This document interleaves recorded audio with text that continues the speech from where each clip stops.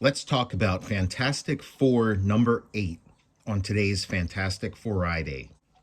I'm Tom Scioli, author of Jack Kirby, The Epic Life of the King of Comics. I Am Stan, a graphic biography of the legendary Stan Lee. And coming soon, Godzilla's Monsterpiece Theater, a new series from IDW Comics. The first issue will be out in October. Ask your comics retailer to set aside a copy for you. So with this issue, we have the introduction of the Puppet Master, one of the ongoing Fantastic Four villains.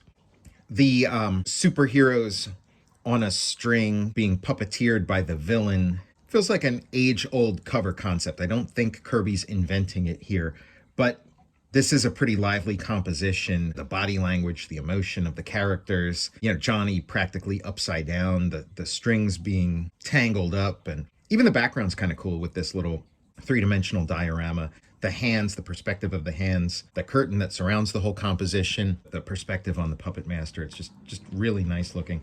The Fantastic Four in Prisoners of the Puppet Master. So the Thing is coming in. Reed Richards is working on a secret project and does not want the Thing to come in there. And so he contends with the other two members of the foursome. He lifts up Sue, gently puts her on top of the bookshelf, but he's rolling up his sleeves to have a dust up with the Human Torch. Then Reed comes in with his fire extinguisher, puts out the fire. The Thing's had enough of all this BS, and so he leaves. Sue goes to follow him. She's invisible. Some wise guys see the Thing getting into a deep conversation, argument with somebody that's not there. They make fun of him. Sue gives the guy a swift kick in the pants, and then the Thing wraps the other guy up in a lamppost. Just really fun stuff. This is sort of the formula of the series, which is, just a really great formula. You have the family dynamics, you have the little internecine squabbles among the members, and then the villain enters the story. And so here we have a guy walking to the top of a bridge. Really beautiful drawings. Mr. Fantastic stretches to help him, but his arm just can't quite stretch far enough. Johnny goes in, and then we cut to the Puppet Master. And look at this great panel, the foreshortening on the finger. Just really nice detail. I mean, Kirby's just so great at these scale things, which is why Ant-Man is such a natural. This feels like a composition like you'd see in one of his Ant-Man comics. And so whatever the Puppet Master does to this guy happens to this little, tiny figurine, happens to the real life guy. And he gets a little burn because there's the feedback goes both ways. So this guy's being held by the Human Torch, and so the Puppet Master feels some of that heat, gets burned by some of that heat. And so we finally get like a reveal of his face within the story. We saw his back, we saw his hands, now we see his face. He's got this sort of ventriloquist dummy's face, the hands of the puppet maker, which is interesting. I wonder if that was supposed to be the Puppet Master, or like if they hadn't quite settled on the name yet. Or, I mean, he is the Puppet Master, but he is also a puppet maker. And he has all these dolls hanging up. This is the introduction of Alicia Masters, daughter of Puppet Masters. They establish her as the stepdaughter. And of course, she becomes a major figure in the Fantastic Four. She looks like she could be modeled after one of Jack Kirby's daughters. And this kind of story where you have a puppet master with dolls, and whatever happens to the dolls happens to the real person. It's a voodoo doll story. This was a trope in fiction, definitely around this time. I remember as a kid watching a lot of like reruns of old 50s and 60s sitcoms, and this would be pretty much every show had an episode like this. Gilligan's Island had a voodoo doll episode. Dennis the Menace. It just seemed like it was a go-to storyline. But Jack and Stan are bringing this old yarn into the atomic age. So rather than having a mystical explanation for how to control people by having an effigy of them, there's a pseudo-scientific, atomic age explanation where the Puppet Master has radioactive clay. So that's like sort of just enough to kind of dust off this old chestnut and bring it into the modern age. So he sets the thing into this little diorama of his home. And now the thing drops everything and starts heading towards the puppet master's house. Puzzled, Sue enters behind the thing, but the extra sharp senses of a blind girl lead to her undoing. Father, there are two strangers here. I can sense another heartbeat. I can hear another's breathing. The invisible girl is busted. The puppet master puts masks on everybody and sends ether through the apartment to knock her unconscious. He notices a resemblance between Sue and his daughter Alicia, and so he kind of gives her a dye job and trims her hair, and now she's going to go back to the Fantastic Four with the Thing as sort of a spy. We see the Thing, even in his sleep, is super powerful. He crushes his hammer in his hand. The puppet master goes into his next plan, which is to have the personal trustee of the warden of the prison go into his desk, steal these keys. Again, just a really well realized concept with the dolls and the strings. The drawing is just top notch. So now the Thing and Sue are back. We get these nice chapter breaks. The lady and the monster. The Thing throws Johnny across the room. He's under the influence of the puppet master. He chases Reed and knocks over the chemical apparatus that Reed was working on at the beginning of the issue, that the Thing wasn't allowed in there. And as it turns out, Madge, you soaked in it. This is what Reed was working on, a healing formula to turn Ben Grimm back, to turn the Thing back into Ben Grimm.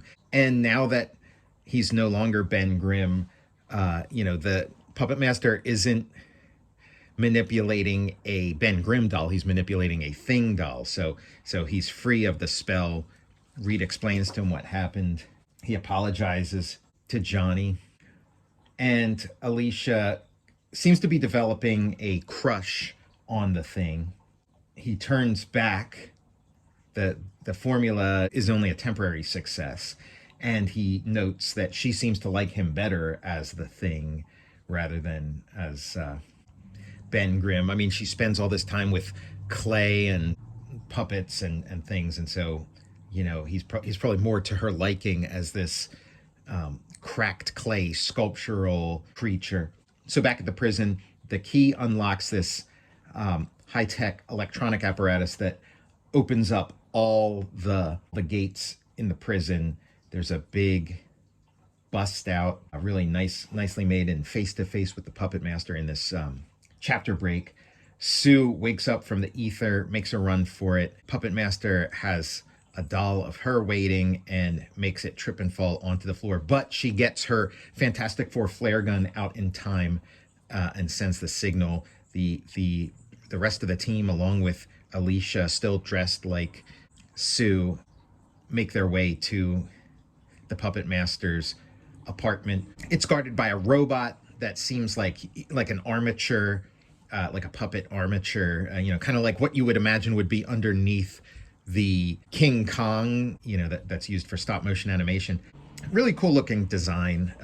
Love the way Reed gets sort of stretched around by it. And instead of a panel border, it has POW as the panel border, implying that between these two panels, the way these two panels work, it looks like the robot just stopped functioning, but the POW and the text, "Good work, Thing. I can see you don't need any help from me," are to imply that some action happens in between those panels. The POW, where the Thing busts out by himself. But something that's been noted many times in this issue is that there seems to be some space for some dialogue from Alicia, and she has her hands on her head as if she's activating psychic powers the way we see people activate their psychic powers in a lot of Jack Kirby comics. So the assumption is that maybe she used some sort of psychic power to shut down the robot, and for whatever reason, Stan or Jack, or Stan and Jack, decided to cut that bit out. As far as I can tell, she doesn't exhibit any psychic powers anywhere else as a character. So maybe that was a path they chose not to take. An interesting twist: the puppet master escapes with Sue on a flying Pegasus puppet that he made, which is also rocket powered, so it can outrun the torch. The team wastes no time. Reed rescues her. Johnny comes back and they hop in the Fantastic car because now the action has moved to this giant prison breakout, and so the Fantastic Four has to go there. They're keeping the warden hostage. The Fantastic Four shows up, great action, and then we get this page which I don't think I've ever seen before, because other reprints of this story wouldn't include this, but it's a Fantastic Four feature page where Johnny explains how the unstable molecules in his costume allow him to change into the Torch and back again without, completely burning up his clothes. He explains how he can shake somebody's hand when he's the Torch, because he turns off the torchiness in that area. He talks about how he can do precise, delicate welding operations or throw volcanic fireballs. But one of my most spectacular feats, which I dare not attempt too often, is to create a supernova fireball whose heat approximates that of an exploding sun. Here's a troubling one. My clothes, of course, are all chemically treated and completely burn resistant, as is every bit of furniture in my room, which I spray daily with a special chemical vapor. I hope you're being careful with that vapor. I hope it is, completely non-toxic. Great panel. This is something Jack Kirby does better than anybody else. A powerhouse ripping the wall off of a building. Just the drawings in this issue are just so much fun. The Thing is throwing these guys around, and then he takes the doors of the cells and ties them up with some extra bars and makes a giant cage to trap all those guys.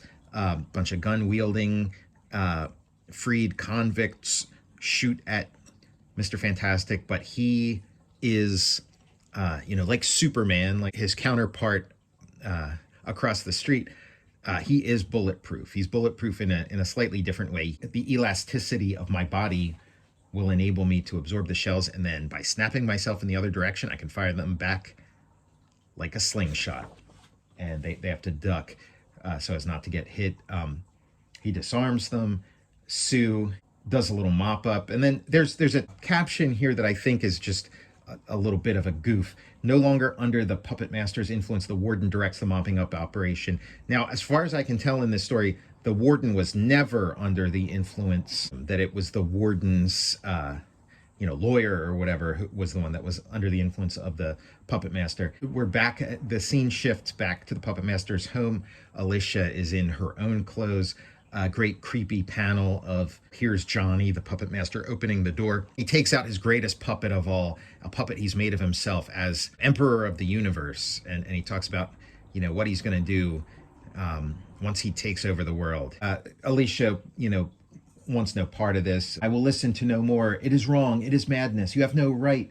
And she tries to take the puppet away from him. He pushes her to the ground. The caption says suddenly Alicia slips and the puppet falls, but it looks like the puppet master is, there's some violence going on. A really great panel here as she's desperately reaching for the puppet, and the puppet master trips over her arm, flies out the window, and then we get this, the Thing comforts her, the beginning of a beautiful friendship, and then a little ironic ending. What happened, Reed? What made the puppet master fall? I wonder if we'll ever really know. And we see that his radioactive puppet has also fallen to the ground and become crushed. So, maybe that's what caused him. It's a, sort of, sci-fi fantasy, twist ending, the type that Jack's been doing and Stan too, that they've been doing for a long time by this point. And there is a precedent. There is another Jack Kirby comic where a similar moment happens, which again, that's one of, there's, a couple different instances that people point to as reasons why we would think that, maybe Jack Kirby was, more of the brains behind Fantastic Four than Stan was. And so that's one of the examples that is pointed to, that he's done a version of this story before. Great issue, great ending. Every issue there's some new twist, new wrinkle. There's many more to look forward to. I'm Tom Scioli, author of Jack Kirby, The Epic Life of the King of Comics. I Am Stan, a graphic biography of the legendary Stan Lee. And coming soon, Godzilla's Monsterpiece Theater, a new series from IDW Comics. It's Godzilla Meets the Great Gatsby. The first issue is on sale in October. Ask your local comics retailer to set aside a copy for you. I'll see you next week for Fantastic FOURiday.